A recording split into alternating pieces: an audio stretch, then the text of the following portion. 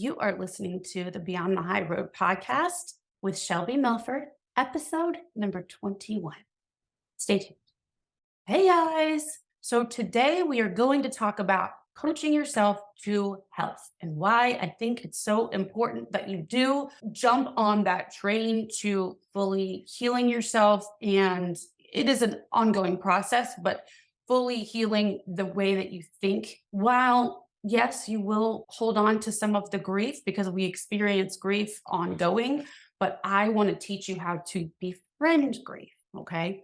And so that is what we do on our monthly program, okay, in the healing and reinvention program. But today I want to talk to you about healing your thinking around your situation and why I think it's imperative, and some of the roadblocks that you might come into in your mind around healing and not even realize because they're more like subconscious roadblocks. Okay. So that's what we're going to be talking about today in the monthly program, which, for March, we're going to be addressing just this. We're going to be addressing how to heal your thinking. And this 30-day program, it's a 30-day regimen where you're daily doing thought downloads and you are learning how to reframe the way that you think now about your past and about your future so that you can use it to your benefit. So it's learning how to coach yourself to grow through this and heal. So you guys, now is such a good time to join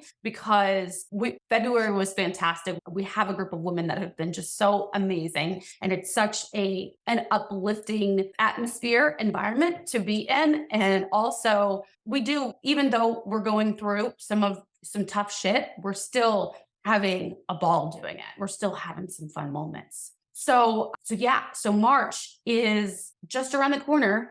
And starting March 1st, we are going to be digging into that new program, right? Learning how to coach your own self, how to heal and how to grow through this, to use all of this stuff to your advantage to change your thinking from the inside out. Actually, March is 31 days, the 31 days of it's a structured framework for you to learn that. So, in this 30 days, you really do learn so much about how to heal your life. You could just join for the month and be done if you wanted to. I have a feeling you want to stay, but you will have so much. You'll have a great head start on healing your thinking and how to rewire your brain after this next month. So I think you should join. It's ridiculously priced. This is the last month. It's going to be this price, and then it's going to go up above 100. And if you join now, at 97, then you stay at 97 for the duration, for as long as you stay in a member,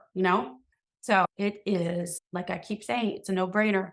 It is like me just handing out expensive cars for a couple dollars. You get a lot of value from it. But anyway, all right. So I'm moving on to the episode. Okay.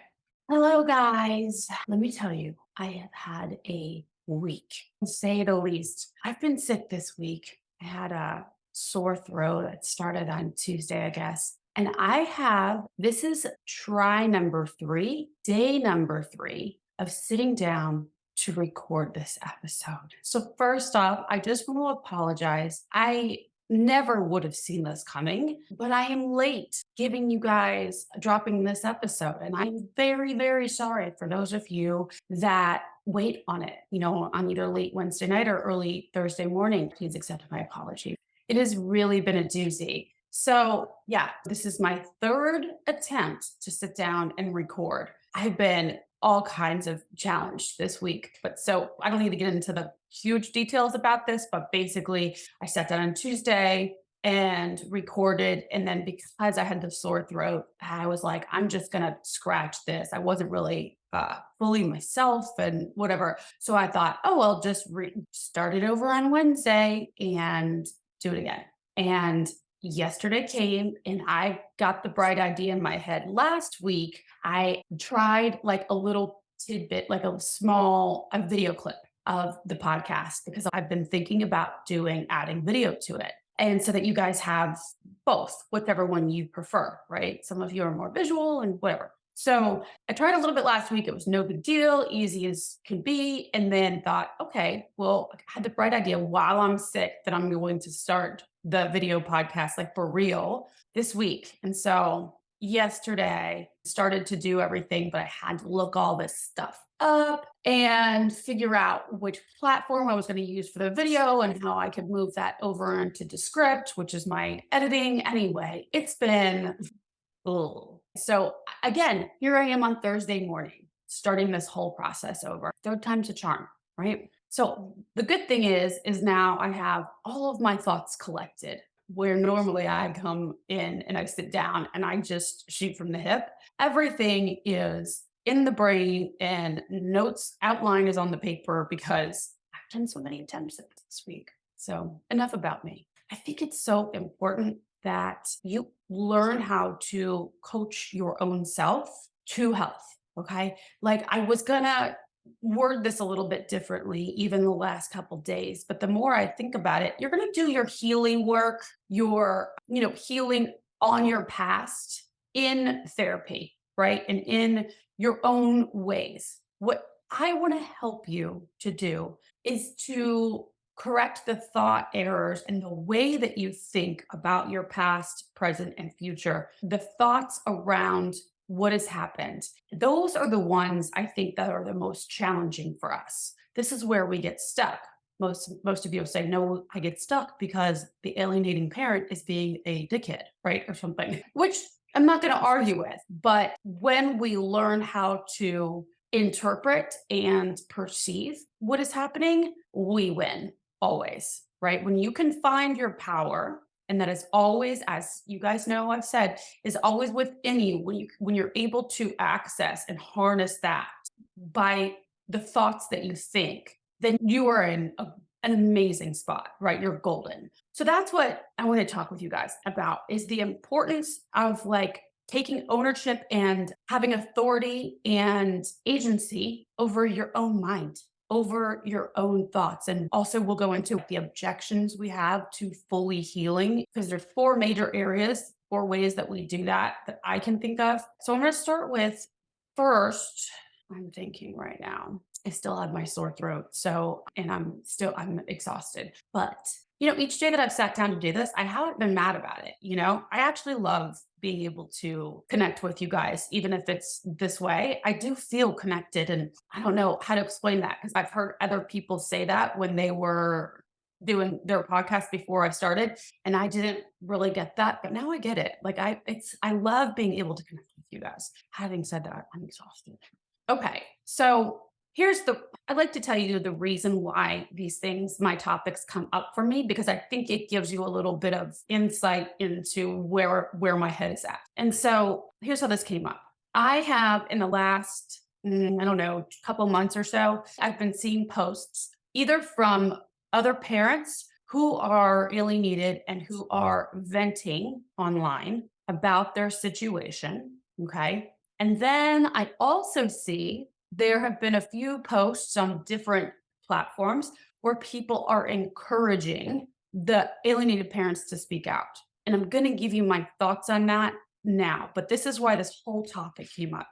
Where I want to help you guys, as you know, is with your own healing and with your own thoughts around what has happened, right? Your own reinvention of yourself and recreating a new life for yourself while keeping room for your child or children, right? We know this. So I normally do not address what I think you should do with regard to connecting with your child or children or going back to court or what you should say to your ex. There's people out there that can help you with that. And so I really, truly try to stay focused on you, the alienated parent alone, because I also am that. And I know I've experienced what you're feeling. Having said that, I think that healing yourself fully and learning how to thrive in today and for your future is so very important for many reasons. But one of them is so that if and when you do want to reconnect with your child or children, that you do it and you're able to model for them in, the best way you possibly can, right? And I think that is important for, some pretty obvious reasons. First off, Children in general need to see a healthy adult in their life or somebody that they can model themselves after. And even if it's not now, and even if it's not in the way that you would choose to model to your child, like obviously we would want the alienation to not be happening. And you would want your child home with you so that you could teach them the way that you want to teach them, right? But because that's not the case, you have to get resourceful if this is what you want to do. And so, what I think is so important is that in between now and then, whenever that is, that you heal yourself fully to the best of your ability so you can model what a healthy, thriving, resilient adult is who is acting out of from love and not from regret or hatred or revenge or fear or helplessness.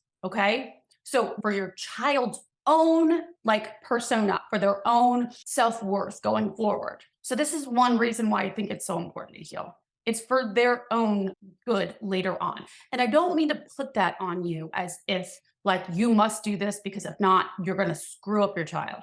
That's not what I mean. I just mean if you plan on reconnecting with them or you think it might be a possibility one day, this is something that's so important. I also truly believe for me that when I became a parent, no matter what happens, through thick and thin, that it is my job to model. So I will figure out ways to do it, right? That is my take. Where your walk is and what your decision to do is with that is yours. So for their self-worth, it's just about looking at the big picture and being a grown, healthy adult so that they see that because they don't see that right now. They see somebody that is acting in hatred and out of fear and out of insecurity and out of revenge, right? And this is no judgment passed on the alienating parent. This is not a stab. This is not me looking down. I don't mean it in that way. Truly, I mean children need models, right? And the more people that they see acting out of love and purity and not feeling victimized and all that stuff, they're better off that they are. Okay. All right. Also, as you know, when you are in a good spot, a healed spot, then you're not leaning on them when they do come back to you. You're not needing them. Right. And then, so you're not in turn sort of adultifying them or parentifying them by needing their specific reactions or responses to your attempts to show love. I completely disagree with those people out there that say that you should always be quiet about alienation and you should never, ever, ever speak your thoughts about it and that you should keep quiet. Don't ever put anything online. Don't ever do all the things. I completely disagree with it. And here's why. I was one of those people that believed those people. And I was like, oh my gosh, I can't say anything to anybody. If not, I'm going to screw my child up. And I was like, literally felt like I was walking on eggshells, anywhere with anything I did. I didn't want to say anything to anybody in the community, to my next door neighbor. God forbid I put anything online. I was like hushed, right? And that is exactly what I think keeps us alienated because we don't speak up. Okay. So I have both. There's a little of both here, but I think that there's a fine line. So when we don't speak up and when we stay quiet because we're in fear of screwing our kid up, we also are sort of acquiescing into this role of being like the beaten and battered, ex, right? Figuratively speaking, you know what I'm saying? We are sort of helping that alienation along for them. We stay quiet and they win and we're just acting a victim. And so for that reason, I do not agree with it. But what I think is very, very important here is that if you are ever going to be present online, you're going to be visible, I think you need to be completely healed in the healing process, not processing your feelings out there so that the world can see, because it doesn't come off right. And I hate to be about saying, it's optics or everything, but really, if you want to make a dent in this alienation, as a whole and with your child, all of it, then you must be level-headed. And that is something that I feel very strongly about. You don't have to share the opinion, but I think it's so important that you're not out there acting a little crazy because you still have all the feels. Okay. Like process behind the scenes, speak out, when you're thinking completely clearly and you have some distance from it. Does that make sense? So there are avenues these days that you can reach out to your children whenever it is that you feel comfortable doing that. And it really depends on your situation too. Some people can email their kids, and some people can even call or text their kids, and then others can't. Like they may have supervised visitation and the alienator does what they do. And usually it's their own interpretation of the court order, but electronic communication has been cut off because everything needs to be supervised, right? So if that is your case, that is okay, because this day and age is so different than 20 years ago or even 10 years ago, because there's so many different social media platforms that are out there.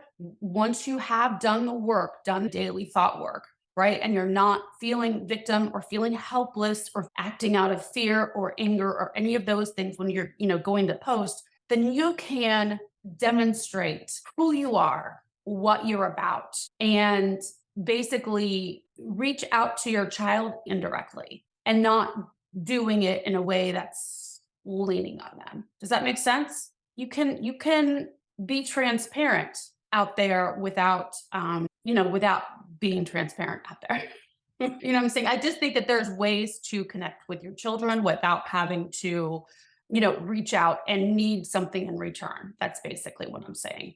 Okay. Like we can do it for work reasons. We can do it for, social reasons. You can do it for whatever activist reasons, right? But if you can reach out to your children, if that's in the realm of possibility, there's Marco Polo video app, there's, FaceTime and all the things, right? There's so many ways that you can connect with your children. But if you are in the place where that is not possible, once they get to the age where they are to be on the internet and doing the things, I promise you, there will be a day where they find you. Right. So because they miss their parents, of course they do. They may not say that always, or they may not be able to access that part of them, but there will come a day. Okay. So make sure you're healed before you do it. That is my point. Don't go out there before you are. Okay. So next, I want to go into some of the reasons why we think we shouldn't heal. We have like these hangups. You ask yourself sometimes, why am I not doing anything about this? But you never really get to a full answer. I want to help these come to surface with you. Okay. So that you can identify them when they do happen and then be able to mitigate and move your thoughts so that you can heal. Okay. Because there's never a downside to healing yourself and letting go of the trauma. Okay. There's not, I don't see a downside to it. Okay. So if you are holding on, one of the reasons why we do this and we don't even fully think about it is that we think that if we process all of it and become completely healed, whatever that is, then by letting go of the trauma, then we're also having to let go of our child or children, like black or white thinking, right? Like if I'm fully healed, then that means I've completely let go of my child. So we hold on to the anger because you think that without it, you won't have your child. And I just want to let you know that this is something that's very common, okay? And especially for people that have gone through trauma, especially. And it's not true. Like it's not a thing. In fact, when you are able to process through and let go of and think about the trauma in a helpful, grounded way, then you have created so much more space inside of you, in your head and in your heart for love, to give love, to receive love, to all of it. Okay. So it's not a thing. You can embrace your child even more by letting go of the baggage around the situation. Then you're able to find opportunities to love, find opportunities to feel love. Okay. Another way we fight healing is that we think that we are minimizing the pain and the suffering that the alienating parent and or your child has caused, right? If it looks like you are healed, then they're going to think that it's not a big deal what you went through. And you need them to know that it was a big deal, right? What you went through. Does that sound familiar to any of you guys? I have a feeling it does. I think we've all done this to some extent, you know? Think about like when you were in grade school and on the playground and a kid pushed you over. And even though it didn't hurt when you fell, you still kind of hung out on the ground a little bit longer so that they knew that they hurt you and you like made it known so that they really truly like you understand what you did, right? Or like soccer players, they do it all the time. They like overly act out their injuries. And I know they do it for strategic reasons, but yeah, exactly. All the more reason. That's exactly what I'm talking about here. We want to optically make sure that they know what they've done. And if we heal all the way, then we're not going to appear that way. And then we're not like punishing them in a weird way. Like, but if you stay in your misery, then they'll know what they've created in your life. And it's so backwards thinking. We all do it, right? In one way or another, but it's so backwards because you're actually creating, perpetuating so much more suffering. And for some of you, that might be like really like life altering and not in a good way. You could be staying in this and creating the stagnancy and maybe lack of income, maybe your relationships haven't gone well because you're perpetuating this because you want them to know what they've done, right? So this is something that is so beneficial for you to look at. If you think that this could be possibly you, yeah, take a look at this and look him, then start to think, oh my gosh, like I'm actually adding suffering on top of suffering. That's completely optional. Okay. So that's the second way. The third way that we do it is that sometimes you think that by healing, that you will not have the drive then to fight it, to fight the alienation, to fight your case. Some of you are, listening to this podcast and it is a new situation for you. And so you are kind of trying to maybe gather yourself, save up money for an attorney or get some certain areas of your life situated before you do go back to court. And so in that case, I think, and well, in all cases, but I think healing is especially essential for you.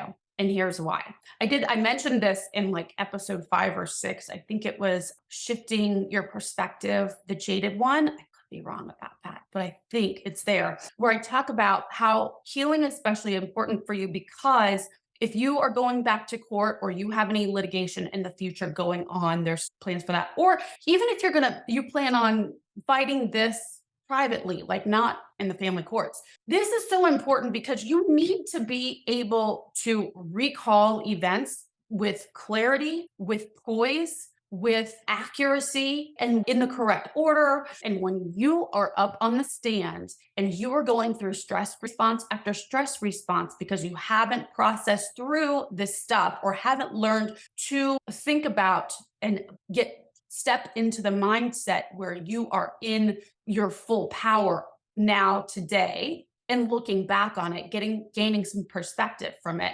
When you all of a sudden enter right back into those scenarios, when you're up on the stand, that is an awful place to be. And in that place, you will not be living in your full power, right?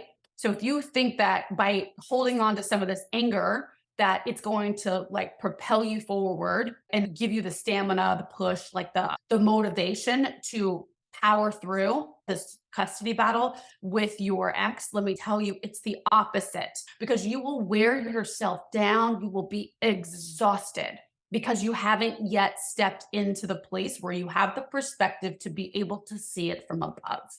Right? Instead, you will step into each one of those scenarios, or even in a stressful situation, opening up an email from your ex. If you are one of the ones that dreads having an email or my family was or whatever sent to you because you're scared of the written beratement that you might receive, right? And every time you open those emails, you enter right back into a place of feeling victimized and feeling helpless and feeling lower than, okay? So it's very important for that, for like depositions. This brings up a memory for me, actually, now that I'm thinking about it. There was a time years ago, I was in a really poor spot with my self-worth. And I had an attorney who was, I believe, passing along privileged information to the other attorney at the time. I suspected something was going on, but I wasn't sure. Anyway, I sat down in the deposition and it was my ex and his wife and me and the attorneys. And they were asking me, his attorney was asking me a line of questioning that was just, ugh. I felt like it was super demeaning, how ugly things get in court.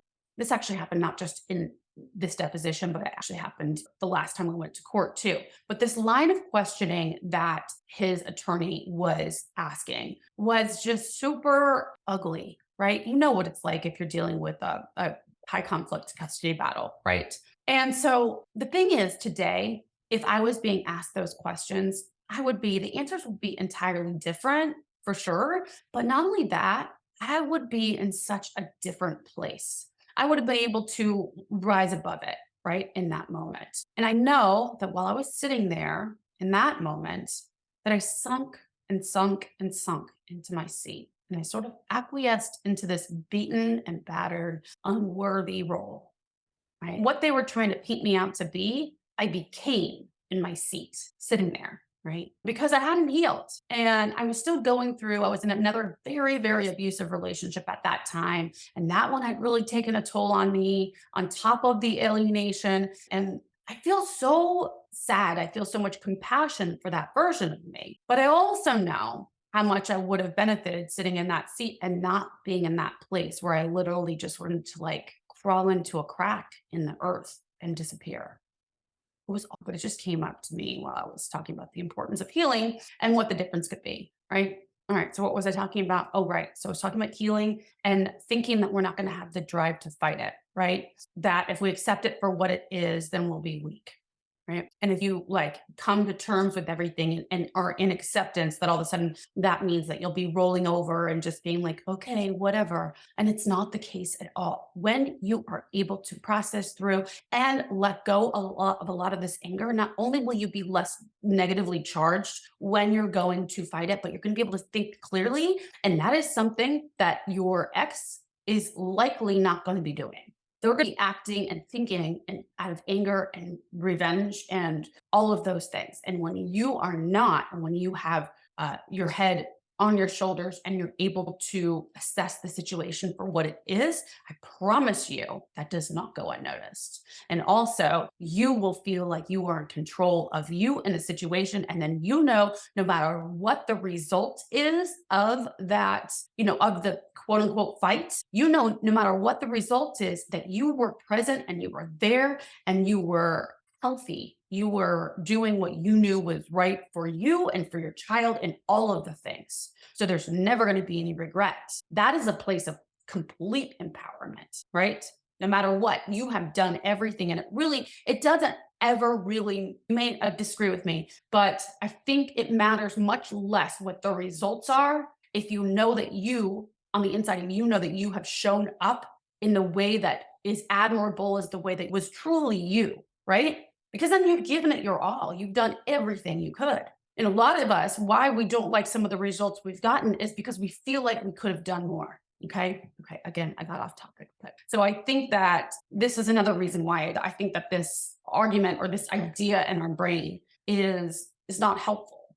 Okay. And then lastly, we think that if we let go of the trauma, then we don't know who we are. We don't know what to do without some sort of chaos in our lives. And I know this one really well. Because like for me, for instance, I grew up in sorry, mom or dad, if you ever happen to listen to this episode, but it was a unstable environment.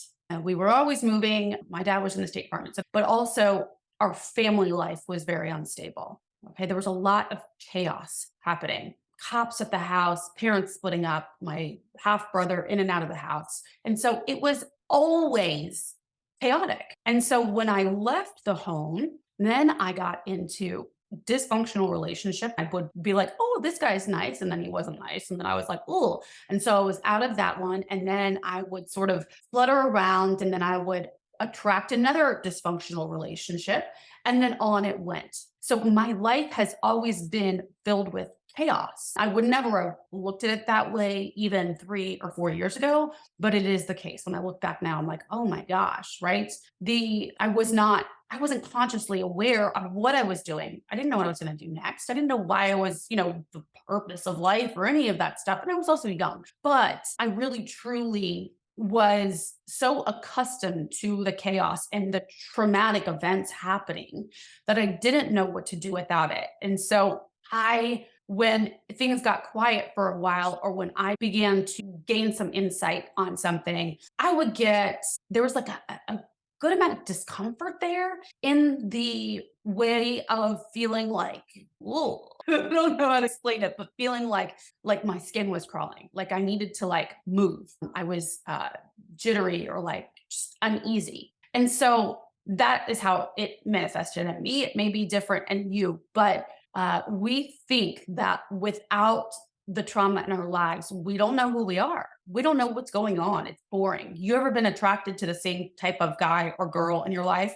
I would venture to say that most of you have, because hello, here we are, right? But so we're attracted to a specific type of person, and that person isn't boring. Let's just say that. So we think if we heal, we don't know what we're going to do with ourselves, that we're going to lead a boring life, that things are going to be a little uncomfortable. And again, this is one we don't think about on the forefront of our mind, right? This is one of those ones that's like back in the background of your mind, working very deep subconscious. You ever notice how too, like you'll start to create your own chaos when shit is kind of boring? And life healed, or on a healing, more conscious path, is far from boring. Far from boring. Like I know this now, right? I mean, I am constantly entertained. But when you're making the shift from unconscious to conscious and becoming aware of, why you do things, how you do things, you're thinking, all of that stuff,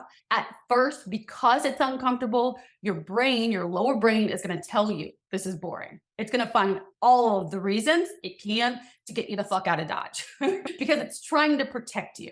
Okay. With all of these objections that you have these for, it is just trying to protect you. This is like new territory for you. So it's going to find all the reasons why it's not a good idea to heal. So to summarize, we have 4 different main ways that we try to avoid healing. One way is that we are in some way minimizing the pain and suffering that the alienating parent caused. If we make it look like it's something that we could recover from, then it must not have been that bad. So we remain and perpetuate our suffering, which is silliness.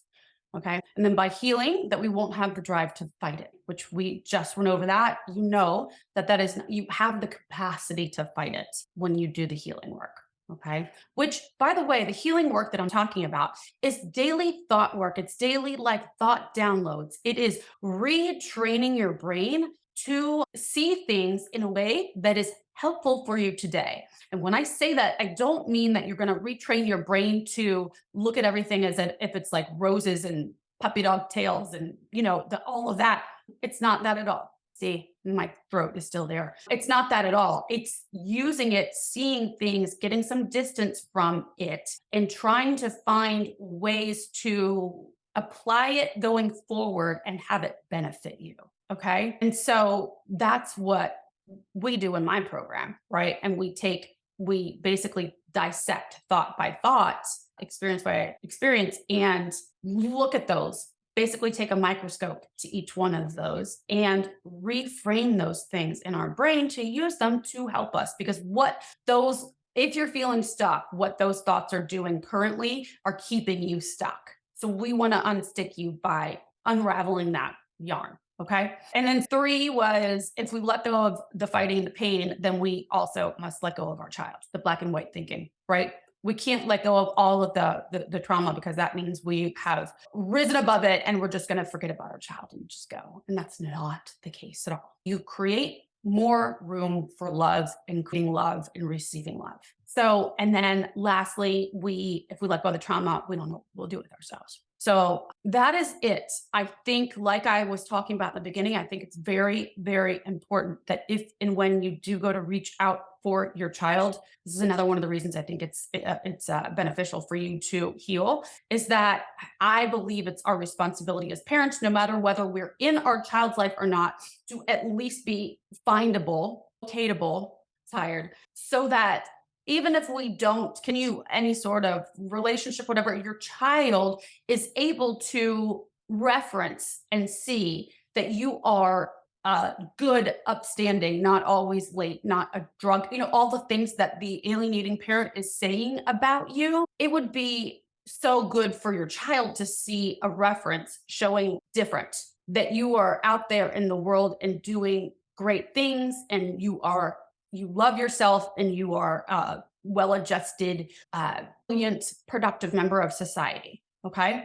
And so you don't always have to reach out to them if that's not what you want, but being out there in some way, shape, or form, a blog, whatever it is that you do, you can be resourceful there. But I think for their frame of reference, so that their own self esteem and their own persona benefits from it, because we all sort of, as kids, we are very impressionable. And I think that whether we know it or not, whether we like it or not, unconsciously, we sort of live up or live down to the expectations put on us. If we think that our lives and who we are is predetermined by who our parents are, which is what many people grow up thinking, right? In the back of their minds, then and if they're being told by the alienating parent that you are yada, yada, yada, yada, then we want to somehow counter that, but in the most grounded way possible. Does that make sense? So if you're going to do it, I do have conditions on it. I think if you're asking me, do it in the most grounded and loving, from love place possible. Anytime that you are thinking about posting or reaching out or doing those things, ask yourself, am I doing this? What place am I in right now? How am I feeling? Am I acting out of anger, out of fear, out of helplessness? If those three things are happening, don't do it. Wait. Okay. Those are my thoughts on that. And if you are going out there, if you are reaching out or indirectly or directly, and you're putting things out there in a grounded way and not expecting anything in return, but because you love you, please do it. Please do it. I beg you. We need more of that out there.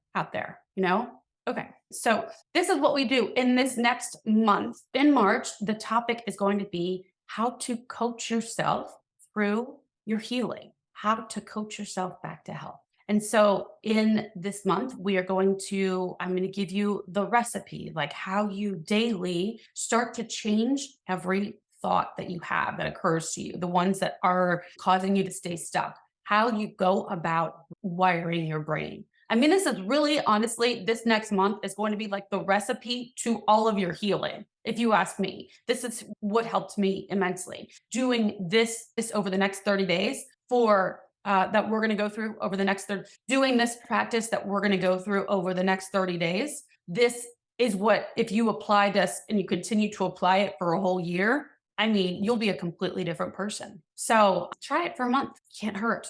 It's $97 still. It cannot hurt. And that price, I've decided, is going up after March. So it will go up. I'm not sure what, but it will be over $100 for sure. So if you get in now, and if you do plan on staying, then you're still locked in at $97. That's amazing, right? Most of the time people don't offer that. We just tell you that this is beyond a steal. I will give you all of the tools that you need in order to heal your life, heal your heart, heal your mind. Okay. So that is it. I am going to go fall over now, exhausted from that, a little bit of energy doing this. Hopefully this third time we'll get out there today. Sorry for being late, guys.